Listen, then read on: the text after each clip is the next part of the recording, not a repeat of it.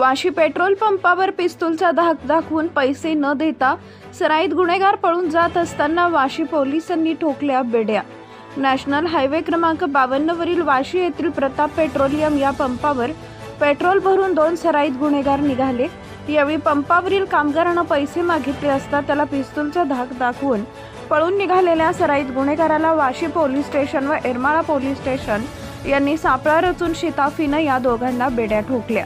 ही घटना 7 मार्च रोजी संध्याकाळी 10:30च्या सुमारास घडली। याची माहिती वाशी पोलीस स्टेशनला मिळताच ताबडतोब सूत्र हलवत एरमाळा पोलिसांच्या मदतीने ही कारवाई करण्यात आली।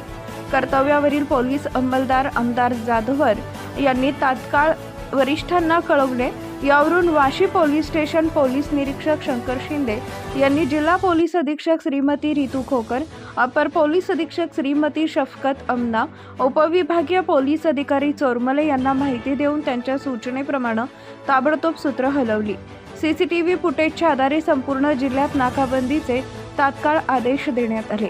या माहितीच्या आधारे एरमाळा पोलीस स्टेशनचे सहाय्यक पोलीस निरीक्षक श्री भालेराव यांनी हॉटेल सूर्या परिसरात गस्त घालत असताना आरोपीच्या संशयित हालचालीवरून मोठ्या धाडसानं भालेराव व त्यांच्या टीमनं शिताफीनं आरोपीस हॉटेल सूर्या इथं अटक केली।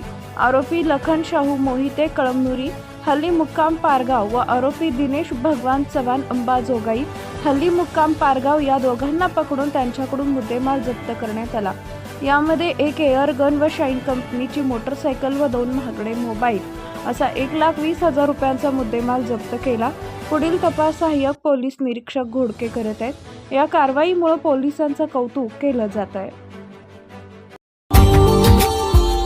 Subscribe now and press the bell icon. Never miss an update.